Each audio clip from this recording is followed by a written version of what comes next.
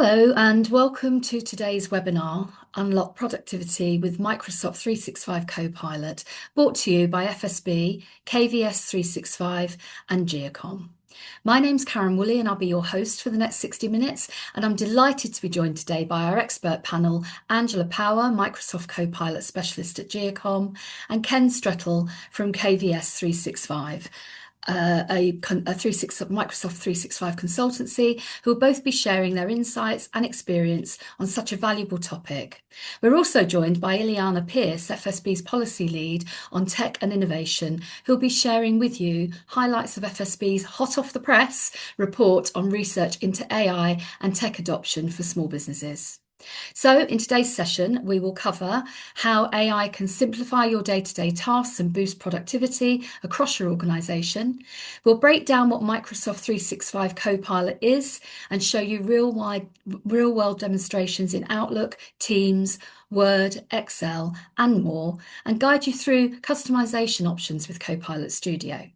You'll also learn the technical requirements for Copilot, proven adoption strategies, and where to find resources for continued learning. So whether you're exploring Copilot for the first time or looking to maximise its potential, this session will definitely give you practical insights and confidence to take that next step. Please do use the Q&A button to send over your questions. We'll aim to answer as many as we can during the session. And for those of you who submitted questions in advance, we have shared those with our panel, and we've asked them to try and include as many of those as they can within their presentations. This session is being recorded and will be available shortly on our on-demand page on our website, in case you'd like to watch it again. Everyone who registered will receive an email with the recording link and any resources mentioned during this session. So for those of you who haven't come across the FSB before, we're a membership organisation representing over 150,000 members across the UK. We lobby on behalf of our members and other small businesses on issues of importance to them, as well as providing a robust suite of member benefits ranging from 24/7 legal, tax and VAT advice, insurance coverage for tax investigations and legal actions, HR support and resources, a wonderful legal hub containing in excess of 1,500 documents and resources, kept continuously up to date by our legal experts, payments if you or your staff are called for jury service, free business banking options, a thorough business insurance service, funding for business advice, and much, much more. So please do take a few minutes to check out the FSB website. The link will be circulated following this session. Now then, on to the main event. Small businesses can gain major productivity benefits from the use of Microsoft 365 Copilot. For example, automating admin tasks, summarising emails, drafting content, extracting insights from data, and so on. But there is a perception that adoption comes with real challenges and barriers, especially for smaller firms with limited resources and experience. But today we're going to help you to break down those barriers. And as I mentioned a moment ago, I'm delighted to say that we are joined by our experts in this field, Angela Power and Ken Strettle. Angela is a Microsoft Copilot specialist, helping organisations understand, adopt and maximise the value of Copilot across their organisations. She is known for simplifying complex technology, delivering demos and enabling others through practical hands-on guidance. With a passion for knowledge sharing and building strong relationships, she focuses on making AI approachable, useful and easy for people to integrate into their working day. Ken is a founder and director of KVS 365. He's been in IT for over 30 years, helping small businesses get the foundations of Microsoft 365 and security right from day one. He specialises in setting up Microsoft 365 Business Premium and basic support packages that make it easier for business owners to work securely, stay organised and move towards Cyber Essentials compliance without needing an internal IT department. So now I'd like to hand over to Angela and Ken. Thanks, Angela. I'm going to start with you. Thanks so much, Karen. Hi, everyone. Nice to meet you. Thanks, everyone, for joining. I'm just going to go ahead and share my screen so we can get started with all things Copilot.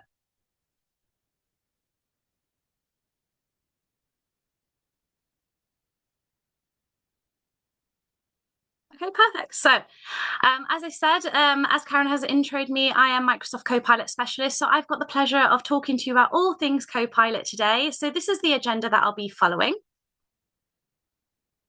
I'll be giving you a bit of an overview as to where AI is going, why you should start thinking about adopting Copilot within your organization. The key capabilities is really bringing it to life, so how Copilot actually works within applications, and then making it a bit more customized to you. So I'll give you a flavor of what is agents, and then I'll tie it back around in terms of what does it sound like when you talk about evaluating your environment, so getting your data set. And then if anybody is interested in Copilot, what does adoption look like and what promotions are available to you? So let's get straight into it with a bit of an overview. So it took 2 months to reach 100 million users for ChatGPT. And as you can see on this screen, it's taking less and less time to adopt technology. 16 years for mobile phones, 7 years for the internet. We're all using the internet today, but yeah, it still took that long. And now 2 months for ChatGPT. So generative AI is not going away as this technology is evolving very quickly. And we don't want organizations to feel like they're being left behind and maybe your competitors are a little bit more efficient in their business processes and you're feeling like you're lacking in operational efficiencies. So we want you to move with AI as opposed to wait until time it will evolve a lot more quickly.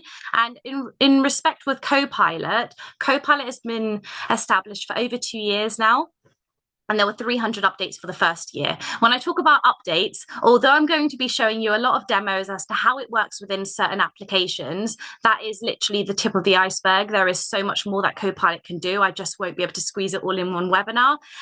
So we want you to learn these or learn all these capabilities so it can help you with your business processes. So it's constantly evolving. Fun fact, 85% of people are already using AI at work. And 80% of them bring their own tool to work, their own AI tool.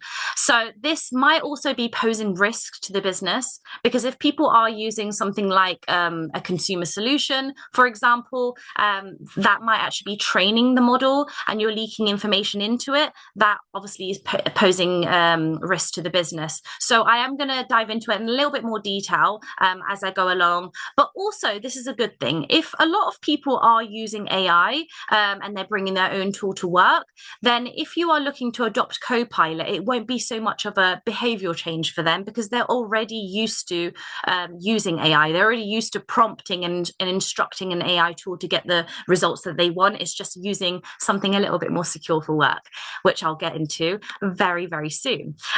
So the one that I'm going to be talking to you about today is Microsoft 365 Copilot. It is your AI assistant that is integrated within your Microsoft applications. So when you open up your Teams, Outlook, PowerPoint, Excel, all of your Office applications, you will have Copilot within those applications. You don't need to go over a browser to access it. It's right there. If you need assistance with your emails, it's literally right there within your Outlook. Let me break it down for you. Although this slide does look a little bit intimidating, I promise you it won't be by the time I'm done explaining us how it works in the background. So if you focus on the top left-hand side, let's say we open up an application. Let's say we open up our Microsoft Word. When you open up your Microsoft Word, you have a ribbon at the top of different types of features like fonts, bullet points, just changing the format, etc. You also have your Copilot button. When you click onto your Copilot button, you can then ask it a question or a command. Let's say, Copilot, can you draft me a business proposal? Okay, that is called a prompt. You are instructing Copilot. That prompt is then sent to your Microsoft Graph, which is on the bottom left-hand side. Now, your Microsoft Graph is your internal data. So anything that you have access to, Copilot has access to as well, okay? So your internal data, what I mean by that is your SharePoint, your OneDrive files and documents, your emails, Teams messages, that's your Microsoft Graph. It's important to know that I mentioned anything that you have access to, Copilot has access to. So let's say, for example, you wanted 10 Copilot licenses. It doesn't mean those 10 users will then be able to access financial data when they never could access it before, because it respects your permission level. Copilot cannot go beyond your permission boundary. So if you never had access to a certain folder or SharePoint site, you still don't have access to it just because you have Copilot now, okay? You can also do your internet searches within Copilot. So you can stay within your Microsoft Word and ask Copilot for questions, resources over the web, and it will pull resources from over the web rather than opening up a browser.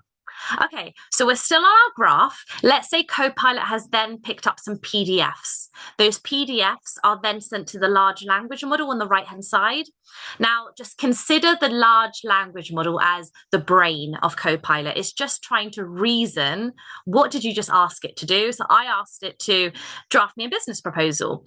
And it's basically, rather than it come back to you with a data dump and like hundreds of different types of references, it will collate that information together to give you an informed response, just like if you have a PA. So that will be deposited back to your application. So we're going back to our Microsoft Word now. So in its own words, it will give you a conclusion of what is found, and then it would also citate where it's got its information from. So you never really have to second guess Copilot's conclusion. Okay. So hopefully you're all still with me, as this is just the beginning of the webinar, but that's how it works in the background. The apps, the graph, the large language model, they all work together simultaneously. As I mentioned, if anybody's using like a free consumer solution, like the free version of ChatGPT, for example, anything that you input into something like that would be saved into public data. So you're training the model every time you use it, which we obviously don't recommend to use it for business purposes. Whereas Microsoft 365 Copilot does not do that. You can confidently ask Copilot questions that you deem as sensitive within the business. So client information, financial information, anything classified within the business, and you wouldn't want necessarily leaked outside of the organization or even shared with a colleague. And Copilot is not trained on your prompts or your data. It has enterprise data protection, so it's a secure way of working. Okay, so hopefully that all makes sense. And the most exciting part, which is the demos. So how does that actually work? So as I said, I'll give you a flavor of how it works within certain applications, as I won't be able to demonstrate everything today, but hopefully it'll bring it to light. So one of the basic things that Copilot can do is actually just draft you an email. So if you need assistance to reply back to an email, Copilot will assist you on that. But it won't necessarily sound like you on day one. Copilot needs to learn like how you type, who do you collaborate with, how you sound, your tone of voice, and that can take a little bit of time. Whereas you can speed up that process. So within your settings of Outlook, you can tell Copilot how you sound on email. So I'm saying, Copilot, I like to greet people on email saying hi. I'm highly professional on my email. I like to sign off saying best regards, use British English language. So when I am emailing Bailey and I'm asking Copilot to draft me an email around Copilot, a Copilot training, Copilot workshop, it's going to follow those pre-instructions. So I'm less likely going to have to go back and tweak it myself. As you can see, it's greeted it the way that I wanted, signed off saying best regards. You can add a lot more information than I did. You could say, I prefer my emails to be less than 200 words in bullet point format. These are the types of frequently asked questions that I get on email, and this is how I reply back. So you could even paste templates on your custom instructions, and Copilot will pull those templates onto your drafted emails as well. So make Copilot sound more like you on email. If anybody prefers to write their own emails, you can continue doing that. So I'm going to say, hi, Emma, thanks for our previous meeting. Let's have another meeting on Friday to discuss plans for a webinar. This time, I'm not going to draft. I'm going to get Copilot to coach me. So I'm clicking on to coaching. And Copilot is going to look at how am I going to respond to a recipient. So, we've all had, tough days at time, and maybe we're coming across a little bit blunt on our emails. I'm sure not intentionally. Copilot will pick up on that. Okay, so under mine, it says, rather than saying perhaps we can schedule another meeting, change it to I would love to. Replace maybe we can do this Friday to I am available on Friday. And under reader sentiment, it's saying encourage engagement and interest, and maybe ask a few more questions to gauge a bit more understanding around this webinar planning. If you have any spelling mistakes, it will be under clarity. Now, I don't have spelling mistakes. However, Copilot has picked up that I need to be more specific because I only mentioned I'm free on Friday. I didn't mention any times. So Copilot is saying, at least mention the times that you're available. You can collate all of that together into a suggested email, as you can see here. And Copilot can either replace your original email or just click on insert below, and it would drop it below your original email and just pick pick and choose the parts that you want to take on board. Okay. This is a real life scenario. That's how I used to type. I used to say perhaps and maybe a lot on my emails, and Copilot helped me be more assertive when I respond back, which actually my replies came back a lot more quickly than it used to. So it definitely helped me. But obviously there is a preference, draft or coaching. I know we have all been there. Obviously, a lot of you are taking an hour out of your day to be on this webinar today. Maybe you're going to be flooded with emails after that. How is Copilot going to help you? So I've got loads of unread emails. Let's just assume they're from different people. Obviously, this is just a demo. I'm going to click on to Copilot Chat. It will open up a side panel, as you can see here. You can expand it. You can use some suggested prompts just to get you started. It will give you a microphone, so speech to text. If you prefer to articulate your words through speech, that's fine. But I'm going to write my own prompt. I'm going to say, Copilot, can you have a look at my unread emails? And can you categorize them in 3 groups? We all know the types of emails we receive. I'm sure you could probably put them in certain categories. So mine was all around recruitment. So I'm saying people asking me for new jobs, complaints that have come through, clients that I need to onboard, because there is a way of speaking to Copilot. If you had 50 unread emails and you said, Copilot, summarize my unread emails, you're not going to get a response like this. You're probably going to get 50 bullet points of all of those unread emails, and you won't find that very efficient. Whereas if you take a little bit more time and explain to Copilot what's important to you, in my case, those 3 groups, you'll get something a bit more easier to digest. As you can see, it's highlighting time-sensitive messages. It's even giving me a priority order as well, what I need to address ASAP and what's least priority. So Copilot can help you organize your inbox. Moving swiftly on, so Teams meetings, we can get Copilot to turn on transcription. So as long as transcription has been turned on, then Copilot does work. Now I'm catching up on a meeting. I couldn't attend it, so I'm going back into the meeting that I've missed. Transcription was already turned on, which is great. Recording was turned on, but it's not compulsory. You don't have to turn recording on. And all of the colors at the bottom will just show you who spoke when. So you can just click onto the color if you just want to focus on what Lee said. But we're going to focus on the Copilot side. So I'm clicking onto Copilot. It opens up a side panel, as you can see here. And rather than, catching up with a colleague, eating into their time, or watching an hour-long recording, realizing there was only one thing that was relevant to you, just get straight to the point with Copilot. So I typed in what decisions were made. And give it a second and Copilot will come back. Oh, I forgot to mention, you will get a static summary of what was mentioned in the entire meeting. But again, if you want to go a little bit deeper, just do what I'm doing. But yeah, Copilot has come back saying they decided to delay their launch date for this project. And you will get these little citations so you can hover over and obviously verify who said what. But I'm going to dig a little bit deeper. I'm going to say, did they reach a group consensus? So did they all agree to delay this launch date?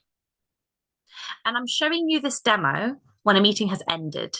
Copilot works live during a meeting as well. So when you're having a meeting, you can actually have Copilot right there. You can ask questions without your colleagues or, the client knowing, and, get your summaries live on call as well. But yeah, as I said, Copilot said that they decided to delay their launch date by 2 weeks. I've already mentioned prompting is important. So I'm saying, can you list me the pros and cons for delaying this launch date? And put it into a table. If you don't mention the format, then Copilot might come back in a chunky paragraph and a couple of bullet points, and that might not be the way that you want. I mentioned a table format, and that's pretty much what I'm going to get. Okay, so being specific is really important in terms of what is important to you, so Copilot doesn't deviate to guess what's your preference. And same thing with action items. 9 times out of 10 we have follow-ups, and I want to know what they are. So I'm asking Copilot, what are those action items, and put it into a table format. Obviously, table format is my preference. It might not be yours. But as you can see, although this demo has ended, it will show you who needs to do what on the right-hand side in a nice little pretty table format. So really good for task management. No excuse to forget when a meeting ends. As Copilot will say, each person needs to do X, Y, and Z. Okay, so that's how you can get your minutes after a meeting using the use of Copilot. And you can also continue having a conversation afterwards as well to get more information out of it. So moving on, disclaimer, I am not an Excel expert. However, Copilot does work in Excel. So I've created a demo for you. It does work from basic to moderate use all the way to advanced use. Obviously, we won't be able to demonstrate everything today. I've already used Copilot to highlight everything for me. That's called conditional formatting. So all those colors that you can see, I didn't do that myself. I actually asked Copilot to highlight the cells.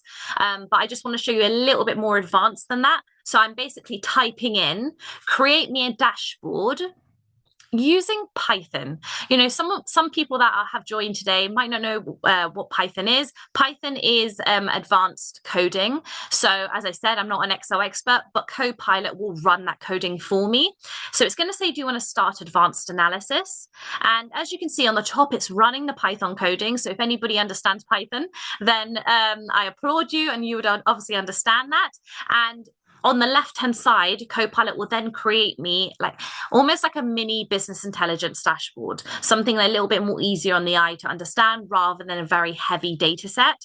So I'm going to expand on it so you can see it a bit more clearly. And as you can see, there's revenue growth, profit percentage, and a correlation between expenses and profit. Now, these are images. You can't actually change them. If you wanted to change them, then obviously don't ask for a dashboard, ask for visual representations.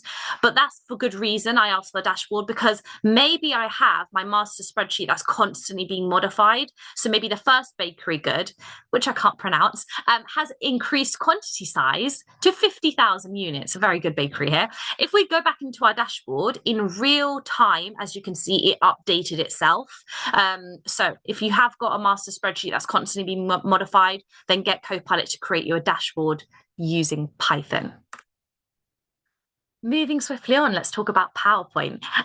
So I'm going to link a transcription, which is a fake transcription.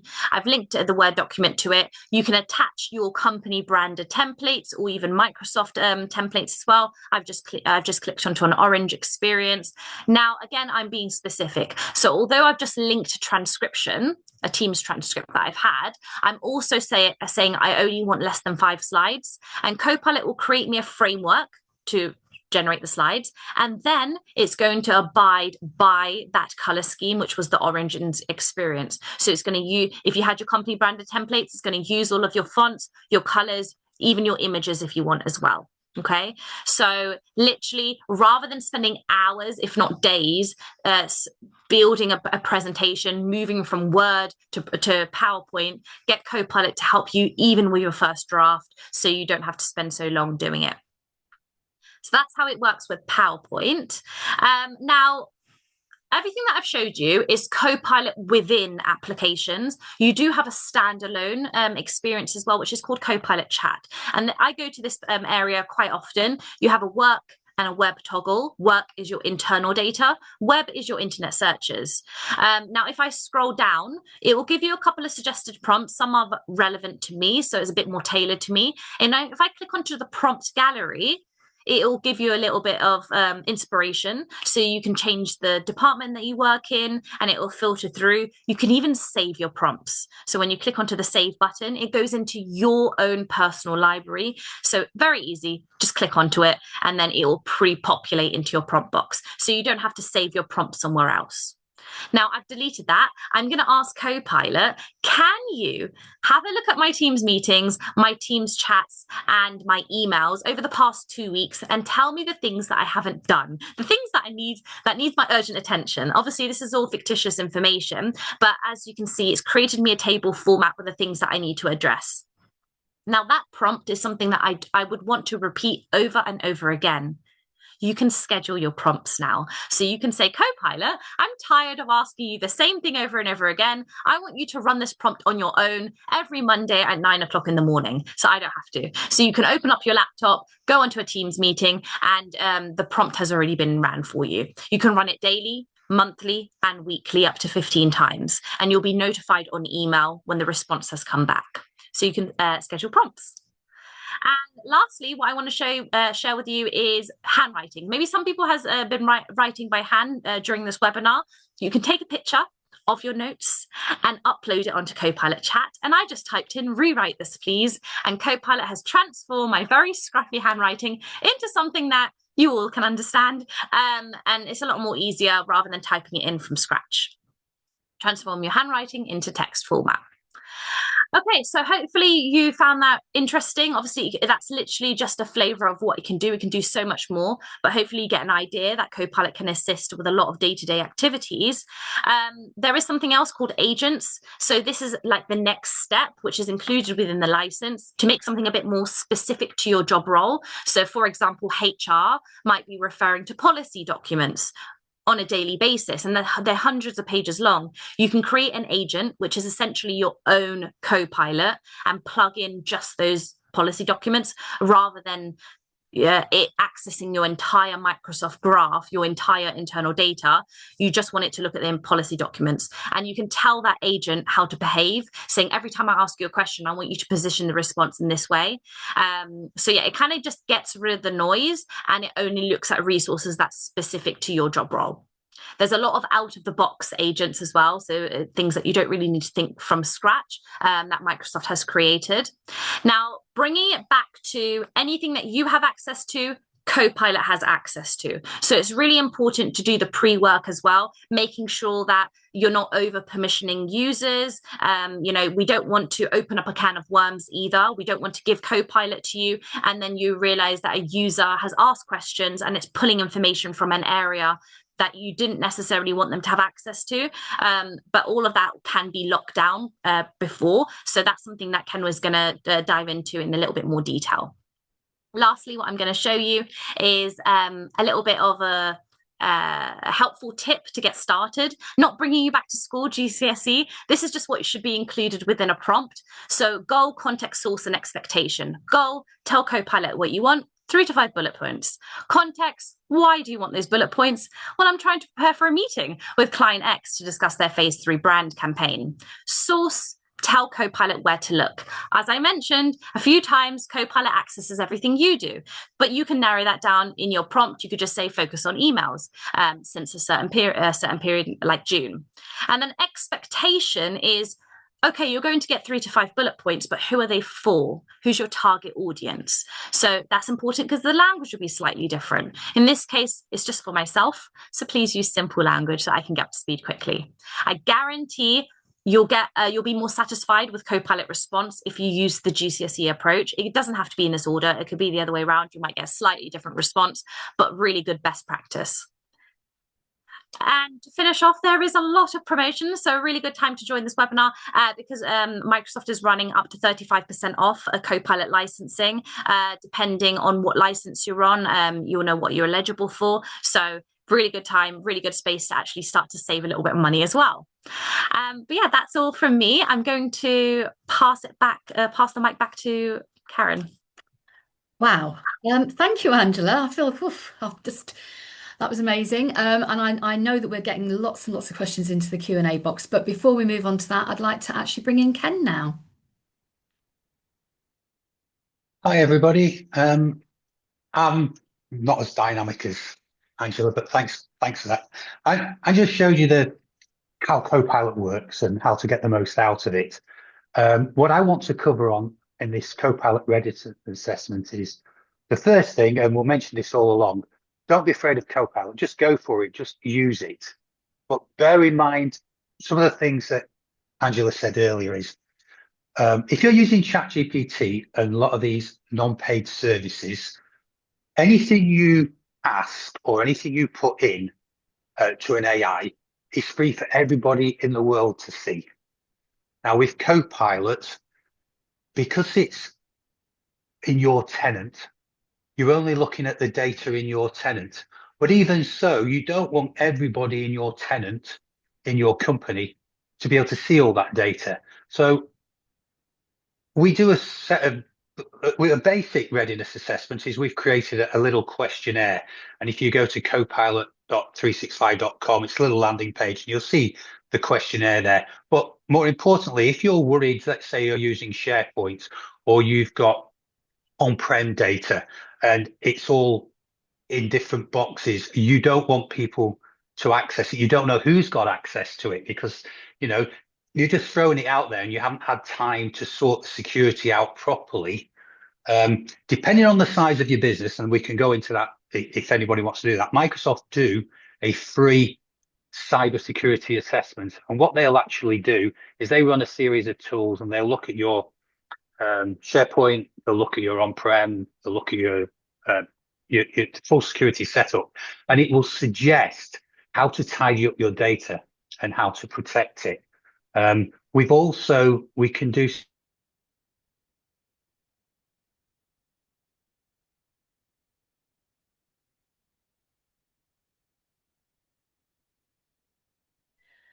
I think we may have a little bit of a technical problem there. I'm going to look to my colleagues behind the scene here.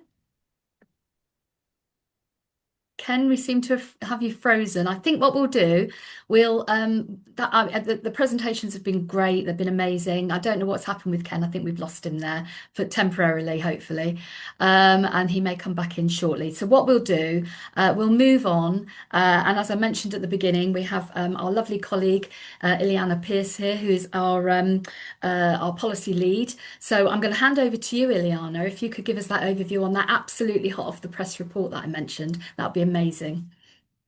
Absolutely. Thanks so much, Karen. It's great to be here. And yeah, agree with a lot of what's been said today, and particularly the emphasis throughout on security. I think that's something that we're hearing a lot from our members at the moment around the importance of being able to be confident that your business's data will be really secure, and that kind of using AI won't compromise those levels of security that you would normally expect. But so I'm going to share a bit about what we're doing at the moment with government to make the kind of process of adopting AI and other tech easier for small businesses. You may or may not know that FSB was actually originally set up as an advocacy organization back in the 70s. We've obviously expanded a lot, with wonderful colleagues working to make sure that we can provide you with that really practical support as an organization, but making sure that your voice is heard in government remains a really core part of our work. And a core part of my job. So I'm on our Westminster policy team. So my role is mostly kind of doing research, working to understand kind of what are the real challenges that small businesses face, and where kind of government can help on that really large scale, and then kind of speaking with our members, making sure that we're getting that right, and then taking those insights directly to governments. So I spend a lot of time working with government departments, making sure that when they design policies to help small businesses, when they design policies to help small businesses adopt tech, or just to get out of the way of small businesses adopting tech, they kind of that they get that we help them to get that right. So in terms of our research, we've done some research around kind of small business innovation. Won't surprise you to know that small businesses are very innovative. We have the data to back that. But I think that's something a lot of people will feel kind of in a very common sense way, in terms of what we've been asking of government, saying that they need to be removing those barriers and providing like a bit of support for small firms. Particularly what we've heard from our members is that the lack of time is a real challenge, which is why these kind of very concise and to the point webinars like we have today can be quite valuable. Also, sometimes financial barriers and even just like knowing where to start. And as Ken said, just kind of getting stuck in initially. And actually, when we did our kind of deep dive research around AI, what we heard is that a lot of our members are using AI, and we know that that has increased significantly over the last couple of years. But again, kind of knowing where to start is a real challenge, and also having those skills as well. And that's something that I know as an organization, we have our AI hub online, which I would 100% encourage you to go and look at. For those who are FSB members, we also have our AI business school that we developed with Microsoft, which is also tailored for particularly for using Copilot. So go into detail on some of the points that kind of Angela has walked us through today. And recently as well, government asked us to join their AI Skills Boost program. And the goal of that is to train 10 million people to use AI by 2030. And it's been great to be involved with that. We had our kind of member lead on the tech side went to the event with the Secretary of State there and made sure that kind of it was highlighted that small businesses are going to be really key to to government achieving any of their goals. And just one kind of final bit to kind of build on some of what's already been said on the like really practical side. So some feedback that we're having from our members on what really works for those, so those who've kind of adopted tech and particularly adopted AI and have seen like really significant impacts within their business. There are a few things, particularly kind of having a plan, knowing what you're wanting to achieve, and having some sense of how you're wanting to achieve it. Also, kind of bringing your team with you for those who are employers or kind of work with others, kind of so that people understand kind of that the data is going to be secure, how best to use AI. That's can be quite important. And then also just having the skills and also the support to make those choices confidently, so that kind of you as small business owners and also any of those who work that you work with are not just able to kind of use these tools, but able to kind of use them confidently in the ways that are likely to be most useful for your business. But yes, thank you. That's my bit done. I can pass back to Ken. Oh, that's brilliant. Thank you so much, Ilana. And I'm always, really keen to hear about our reports. I know a lot of work goes into them and the asks of government. So thank you for that. Ken, I think we've got you back. I think there was a slight technical hitch there. So over to you for the last couple of minutes before we jump into the Q&A. Yeah, I don't know what happened there, but obviously we have technical glitches. Just to carry on, Microsoft, I'm a Microsoft partner, I'll be honest. I'm also a small business, and Copilot has completely changed the way I work. I had a Teams meeting the other day and I'd forgotten to turn on transcription. Basically, I said to Copilot afterwards, I had a meeting, I think this was how it went. Can you produce a proposal? And it did. It just went away, took my words. But the beauty of Copilot is, especially when you're using the paid version, is Copilot didn't just look at what I said. It took all the data that I have amassed in SharePoint, in my personal OneDrive, and in my emails, and it drafted me a proposal. And I thought, I don't like this. So I said, actually, can you have a look through my emails and some of the things I've already drafted and rewrite this in my voice? And it did. Now, going back to what I said about security, you need to secure your data. And Microsoft have a couple of programs. We have the cyber security analysis, which if anybody is interested in, we can arrange that. It's only available through partners, but we can arrange that for you. It's completely free of charge, and it will give you a good grounding. We can also arrange some workshops as well via Microsoft as well, some training as some readiness workshops. If anybody's interested in any of this, if they just go to copilot.kvs365.com, that gives you some more information, and it gives you links to our readiness questionnaire, which just I think is about 20 odd questions, just to give you a rough idea of where you stand. And if anybody wants any more information on licensing and costing, same again, there's you can make an inquiry or you can book a free 30-minute chat. We'll talk about anything. It doesn't have to be Copilot, but we'll just help sort you out with what you need. Yeah, and I've seen we've got loads of questions, so I'll end here and hopefully we'll answer a lot more of your questions. That's amazing. Thank you so much, Ken. And I think we're going to bring Angela and Ileana back in. You're quite right. We have got a lot of questions in the Q&A box. So let's get right to it. We'll get through as many as we can. So I have one here that says, please explain the terms generative AI and agenetic AI. I'm not even sure if I've pronounced that correctly, but I'm gonna suggest, I don't know, either you, Ken or Angela want to take that one?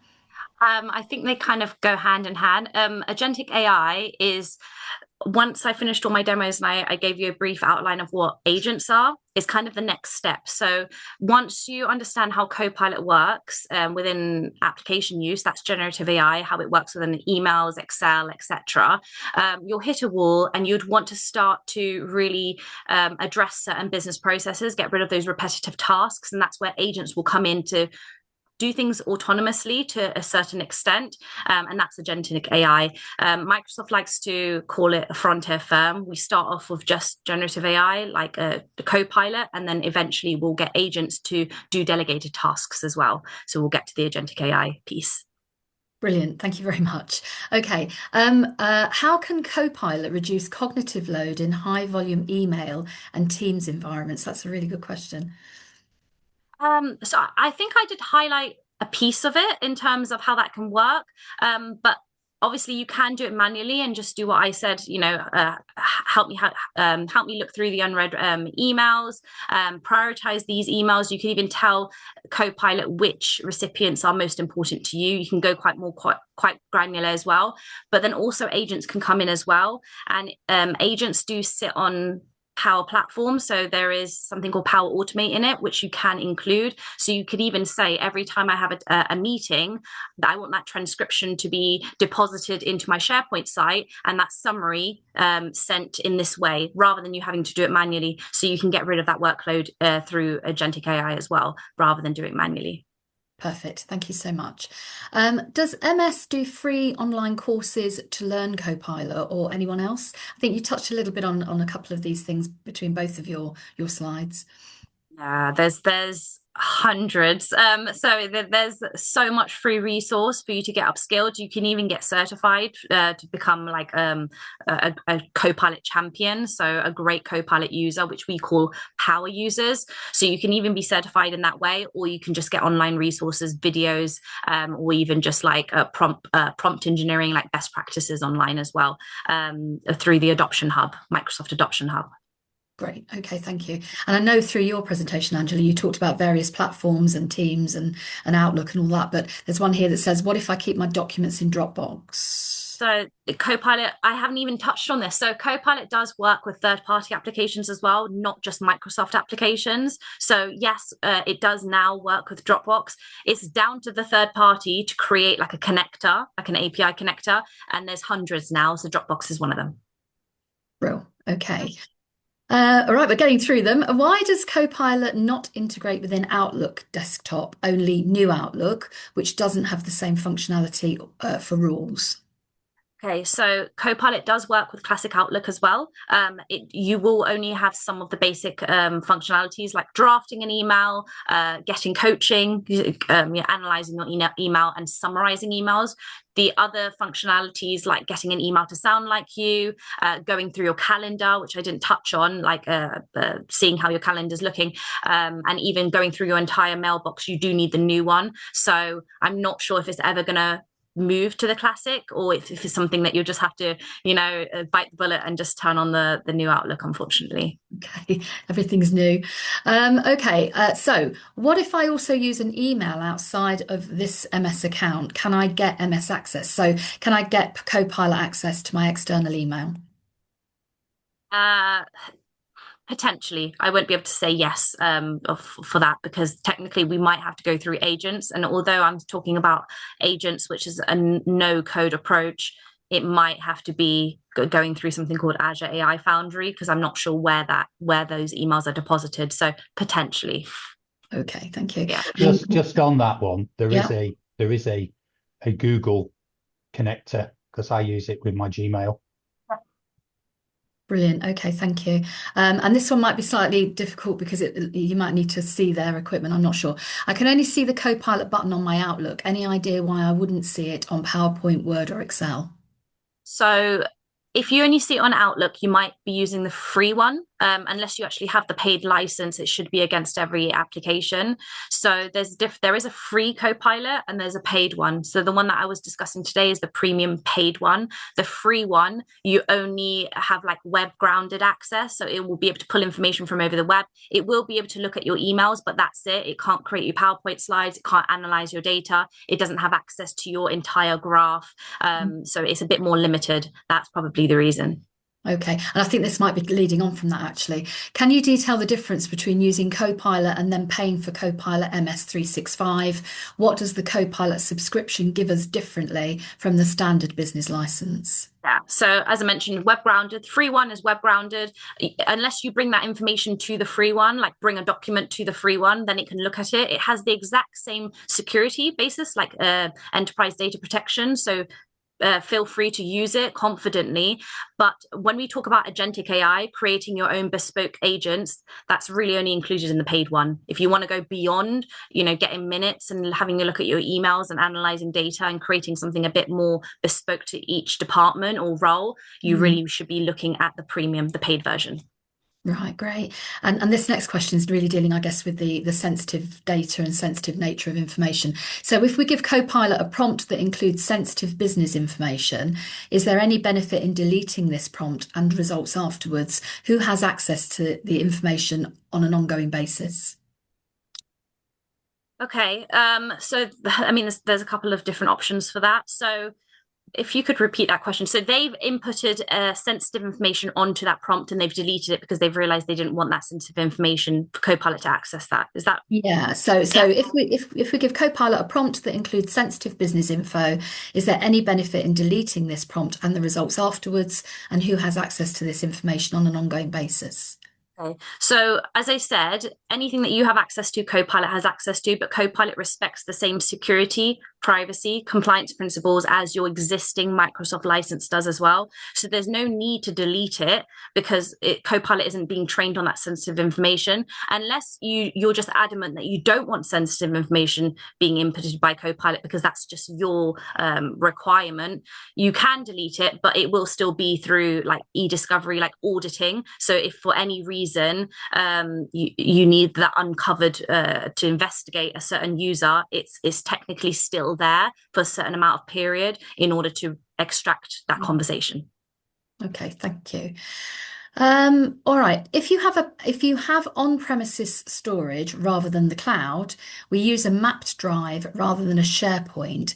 Does Copilot still access the folders you can and create what I would want, what they would want? So because Copilot is cloud specific, so everything needs to be in the cloud, SharePoint, OneDrive, emails, etc.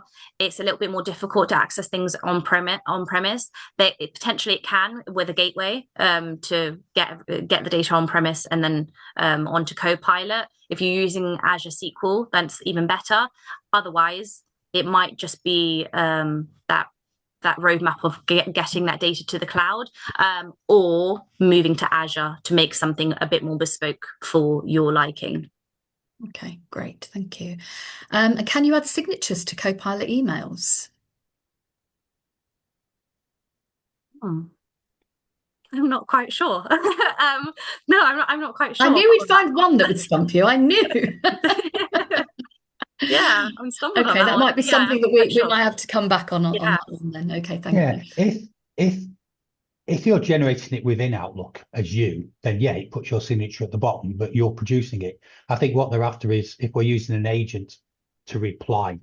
Yeah, I haven't come across that either. Yeah, so every time I reply back on email using Copilot, my signature is automatically on there anyway. When it's sent, like I can't see it. So I think it just depends. If you manually input your signature, then no, Copilot can't do it. But if it's an automated thing that every time you send an email, the signature's there, then yes, Copilot will do the same thing. Okay, brilliant. Thank you. And somebody's asking, are you using Outlook Classic? Me personally, I'm using the new Outlook. So I think what you demoed was that's not the new one. That's the new one. Yeah. Thank you. All right. For email drafting, can Copilot learn from my millions of emails already sent? I've been wondering about this actually. Yeah. So although Copilot isn't trained on your data, it still wants to be personal for you to be most efficient. So that can take a bit of time. If you've got thousands in your Outlook, then it's going to take time, which is why I said use that custom instructions. A way around that is getting Copilot to ask Copilot, what kind of emails do I usually receive? How have I responded back? And then dump that into the custom instructions rather than you having to think, what do I usually receive? But yes, it can look back at your previous emails as long as it's in your inbox or like sent emails, not your archive emails. Right, good. Okay, thank you. And why does it say I cannot access your emails in Copilot? Is that a very similar reason? No. So the only thing that I can think of is you potentially might be using the new one. Yeah, I can't really answer that without seeing it. So it should be able to see your emails. You might be using Copilot Chat rather than Copilot for Outlook. So yeah, there might be different reasons. So it's quite difficult to answer that one. Okay. It's also Copilot at the moment doesn't see shared email addresses. They're working and rolling it out. So Yeah, if it they're does. It does, but you have to be very specific. You have to mention the mailbox email. You can't, because if you say, look at my emails, it's only going to look at your personal email. But then if you actually put in your shared mailbox, it will look at those ones as well. So yeah, I'm not really sure why it's not working for this particular person though, without me having to look at it myself. Fair enough. Thank you very much. Does Copilot work in File Explorer? I'd like to find duplicate files, but I can't see a Copilot button in the ribbon. I have Windows 10. I'm not quite sure, Ken. I think the problem you've got with Explorer is because it's local to your PC. Copilot, in my experience, is only really looking at your SharePoint, OneDrive, etc. But with some of the new Copilot PCs, either new Windows 11 with the Copilot separate CPU, they do tend to look a little bit more on your the work you're doing on a day-to-day basis. But it's not a standard function of the corporate Copilot, if you like. Okay, thank you. That's still on its infancy. Okay. Can Copilot do this for Zoom meetings? I think Copilot might have a plugin for Zoom. I might be able to check before we close this webinar, so I can come back to you. All right, thank you very much. What I've done in the past is taken the transcript from Zoom, drop it into Copilot, and then that will give you a summary. Yeah, there's always a workaround. Yeah. Okay, great. How does Copilot know who's spoken? So because it's against every license, so we all have a separate Teams license, for example. So Copilot is against that license. So let's say we all have Copilot today, we've joined the meeting, it would understand who's speaking based on against that. So regardless who's turned on transcription, Copilot is against each license. So unless it's in the room is a little bit more difficult. So you'll need like intelligent speakers, you'll need a different license called Teams Room, and then you have to profile your voice against your license so it can understand although there's 10 people in the room, it still understands you're speaking when you're speaking. So yeah. Picking you out, yeah. Yeah. My business has disabled use of transcription once the meeting has ended. Is this typical? Disabled the use? Yeah, my business has disabled use of transcription once meeting has ended. Is this typical? I don't really understand the question fully. Disabled the use. So once you turn on transcription, Copilot is working. When you turn it off, Copilot stops working. Basically, it's not. It won't continue. Even if you've joined the meeting again, you've turned off transcription, so it will stop working. Okay, thank you. There's a practical one here, I think. How do you turn on Teams transcription? So to turn on Teams transcription, when you set up the meeting, you'll have like a settings area and there'll be recording and transcription. So you can either turn it on automatically, but recording will be turned on automatically as well. Or when you join the meeting, there'll be 3 dots on the top, the ellipses sign, click onto it, record and transcribe, start transcription. So just 3 little dots. Okay. Why is there no recap transcript in my Teams meetings? Possibly because you don't have the paid version, the only way that you can get it. So although it might look like you have the paid version, it might be the free version. So only the paid version, you'll get a summary at the end. Okay. Can we take figures from a Word document and create a financial model in Excel? You can. I would actually recommend you use the agents analyst. As I mentioned, there's out of the box agents, and the analyst is basically acts like a data scientist. So you can pull different types of sources of formats of different documents and collate it together and create you a financial report, as opposed to putting it just using Excel. Perfect. Can Copilot do this with Zoom meetings? I'm not sure what is meant by this actually. I don't think it can go directly within Zoom, but again, I'll have to double check how it can integrate with Zoom. Okay. Why am I unable to see the Copilot assistant in PowerPoint? And again, it could be because you're using the free version. If you're not using the free version and you have definitely got the paid version of Copilot, then it might be disabled through your tenant. So that just needs to be activated. Okay. Thank you. Does Copilot automatically keep your internal or graph information secure, or do you have to change the settings before using Copilot? I think we've kind of touched on this, haven't we? Yeah, respects the same boundaries as what you already have at the moment, the same security one, so you don't have to do anything different. It's just maybe some pre-work, some like tidying up before giving the license to someone. Brilliant. And do you feel it's worth a small business taking on a Copilot license rather than sticking with the free version? Depends how often you use Office applications and what kind of workloads you actually do. So the free version can do some work. So if you do a lot of research and you use things over the web, then maybe the free version is just what you need. But if you're doing a lot of Teams meetings and you have a lot of admin work, like mundane jobs, like sending through emails, replying back, creating drafts, then the paid version will be better. Okay. And I think this follows on actually. Were all examples given in your presentation in the basic version of Copilot or the business version? It was the business version. I thought it might be, yes, of course. Were all examples given? Sorry, I'm wrong one. I've done that. Sorry. My company uses Google, so Gmail, Google Meet, etc. Can Copilot still be used? I believe Google Workspace is connected to Copilot. Again, I won't be able to know the exact capabilities, but I do believe it is a plugin. But we can share with you the link as to, all the plugins, all the third-party plugins. Okay, brilliant. And I think this might follow in as well. Do you have to individually sign up for access, or can a company join and offer access? So the license need to be assigned to you. So you'll have to reach out to IT provider and see if you can get the license assigned to you. Okay. We've got time for, I think we'll have one more question. When you say all data is available to all people, when you use ChatGPT, Claude, etc., when you turn off the improve model option within them, does this not stop the data from being shared? Potentially, yes, because by default it is trained, but if you turn it off, technically it won't be trained. But there are other security risks as well, as in terms of, do you have visibility of what types of information you are asking that AI tool in the first place?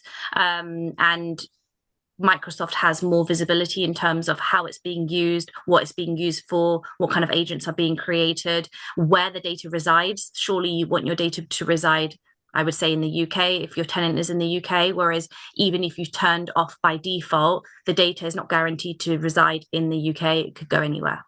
Okay. That's just one point to it. Brilliant. Well, we've put you through your paces, haven't we, panel? I think, thank you so much. We are at the end of the Q&A now. We are about out of time, but I think there's just one final point, really. I think if you had one sort of one question, one parting call to action before you left today, what would that be to the people on this call? I think, Ken, I'm going to come to you for this one. I'd say just go for it. Just use Copilot. You've got the free version. Try the chat version. Try the free version within Outlook. See what you can get out for it. It's definitely changed my life. I'm dyslexic, and writing emails has always been a challenge for me. So basically now I put in my short 3-word answer, and Copilot rewrites it for me, and it makes such a big difference. And if you want if you want any more information, I've said this again, just go to copilot.kvs365.com. There's quite a bit of information on that page, and plus there's a couple of links if you want to get some more help. Amazing. Thank you so much. And with that, we are completely out of time. Just one final thank you to our panel, to Angela, to Ken, to Ileana. It's been really informative, and I'm really, really grateful for your time today. And I'm sure our audience are too. And I believe that your contact details are going to be shared in the email that I mentioned earlier that will follow. So we hope you found the session useful.